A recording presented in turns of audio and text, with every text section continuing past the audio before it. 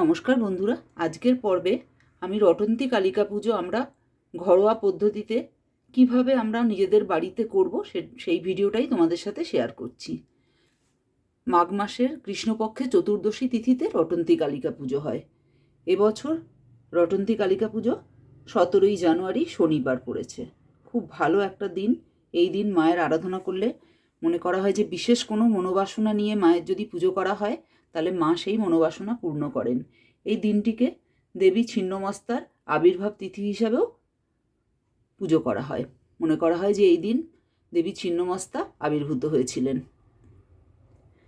এই পুজো আমরা ঘরোয়াভাবে কিভাবে করব সেটাই আজকে তোমাদের সাথে শেয়ার করছি। আমার কাছে এই দক্ষিণের মা ভবতারিণীর এই ছবিটা আছে। এই ফটোতেই আমি মায়ের পুজো করব। তোমাদের কাছে যার কাছে যেরকম মায়ের ছবি আছে সেটা সেই ছবিতেই তোমরা বাড়িতে পুজো করো। মাকে বস্ত্রস্বরূপ আমি একটা ওড়না পরিয়ে দিয়েছি আর জবা ফুলের মালা পরিয়েছি। পারলে সেদিন মন্দিরে যদি তোমরা দাও বা বাড়িতেও যদি পারো 108টা জবা ফুলের মালা, তা না হলে যে যেমন পারবে জবা ফুলের মালা বা গাঁদা ফুলের মালা। আর এই যে চাঁদমালা দিয়ে মাকে সাজিয়ে নিয়েছি, সিঁদুর পরিয়ে নিয়েছি। আর পাশে ঠাকুর রামকৃষ্ণ, মা শারদা আর স্বামীজির ছবি আমি রেখেছি মায়ের পাশে। তো ভালো দক্ষিণেশ্বরেও আছে। আর এই তিথিতে দক্ষিণেশ্বরে মাকে বিশেষভাবে জাঁকজমক সহকারে তো রোজই পুজো হয়, কিন্তু এই রটন্তী কালিকা পুজো দক্ষিণেশ্বরে খুব জাঁকজমক সহকারে পূজিত হন মা এই দিন। পারলে তোমরা দক্ষিণেশ্বরের কাছাকাছি যারা আছো তারা যেও, খুব ভালো লাগবে। আর এই বাড়িতে যখন আমরা করব তখন কিভাবে করবো এবার সেই মূল আলোচনাতেই আসছি। এই যে 5টা ফল আমি রাখি, তোমরাও পারলে রাখবে 5টা ফল মায়ের পাশে। আর যদি বিশেষ কোনো মনোবাসনা নিয়ে যদি মায়ের পুজো করো তাহলে অবশ্যই একটা নারকেল রেখো। আর তার সাথে আমি মা সিদ্ধিদাতা গণেশকে রেখেছি পঞ্চদেবতার উদ্দেশ্যে। আর এই নৈবেদ্যটা সাজিয়ে নিয়েছি চাল, কলা আর বাতাসা দিয়ে। আর মায়ের উদ্দেশ্য করে এই জলটা রেখেছি। আর এই যে মাকে মিষ্টান্ন একটু, আর এই সময় নলেন গুড় পাওয়া যায়, গুড় আর এই ফল দিয়ে মায়ের নৈবেদ্য সাজিয়েছি যে মায়ের। আর এখানে পান, সুপুরি আর একটা 16 আনা রেখেছি। আর সব পুজোতেই দক্ষিণার হিসেবে কিছু রাখতে হয়, সেই হিসাবে রেখেছি। আর ঘট পাতার জন্য আমি এখানে একটা আলপনা দিয়ে নিয়েছি। নিয়ে তুলসী তলার মাটি দিয়ে তার মধ্যে পঞ্চশস্য রেখে আর ফুল ছড়িয়ে আমি ঘট বসাবো বলে সেই জায়গাটা তৈরি করে নিয়েছি। ঘট পেতে যাদের পুজো করতে ইচ্ছে করবে তারা করবে, তা না হলে ঘট না পেতেও মায়ের পুজো করা যাবে, সেই দিন মায়ের আরাধনা করা যাবে। আর ঘরটা এই যে সাজিয়ে নিয়ে, ঘরটা আমি এইভাবে মঙ্গল চিহ্ন এঁকে জল পূর্ণ করে, সবসময় চেষ্টা করবে ঘট পাততে জল পূর্ণ করে মঙ্গল চিহ্ন এঁকে আম্রপল্লব আর পান দিয়ে ঘট পাততে হয়, আমরা সকলেই জানি। আর পারলে এই দিন যদি বাড়িতে ঘট পেতে পুজো করো তাহলে অবশ্যই একটা সশিস ডাব দিও। তারপরে ঘটোচ্ছাদন হিসাবে আমরা তো একটা চেলি কাপড় দিয়ে নেবে।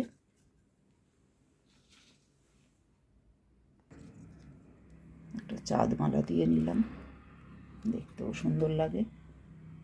আর তোমরাও পারলে দিও, ভালো লাগে। বেশিরভাগই যখন ঘট পাতবে তখন একটা মালা, বিশেষ পুজোর দিনে ঘটে একটা মালা দিয়ে নেবে। পুজো শুরুতেই সিদ্ধিদাতা গণেশের উদ্দেশ্যে একটা জবা ফুল আর দূর্বা দিয়ে নিলাম। এবার এতদ্গন্ধপুষ্পে নমো দেব গণেশায় নমঃ, এতদ্গন্ধপুষ্পে নমো পঞ্চদেবতাভ্যই নমঃ। লাল চন্দন আর জবা ফুল দিয়ে মাকে পুষ্পাঞ্জলি দেব। জয়ন্তী মঙ্গলা কালী ভদ্রকালী কপালিনী দুর্গা শিবা ক্ষমা ধাত্রী স্বাহা স্বাধা নমঃস্তুতে। জয় মা কালী। জয়ন্তী মঙ্গলা কালী ভদ্রকালী কপালিনী দুর্গা শিবা ক্ষমা ধাত্রী স্বাহা স্বাধা নমঃস্তুতে। অঞ্জলির সময় ফুল বেলপাতা ঘটেও দেওয়া যায়, আবার মায়ের পায়েও দেওয়া যায়। কালী জয়ন্তী মঙ্গলা কালী ভদ্রকালী কপালিনী দুর্গা শিবা ক্ষমা ধাত্রী স্বাহা স্বাধা নমঃস্তুতে। জয় মা কালী, জয় মা কালী, জয় মা কালী। আর মহাদেব বাবা মায়ের পুজো করলে তো মহাদেবের পুজো করতেই হয়, সেই হিসাবে ওম নমঃ শিবায় নমো, ওম নমঃ শিবায় নমো, ওম নমঃ শিবায় নমো। অবতার বরিষ্ঠায় রামকৃষ্ণায় নমঃ। জয় মা শারদা, জয় স্বামীজি মহারাজের জয়। এতৎপাদ্যর্ঘং নমো পঞ্চদেব দেবীভ্যো নমঃ। এতৎপাদ্যর্ঘং নমো জয় মা কালী। এতৎপাদ্যর্ঘং নমো জয় মা কালী।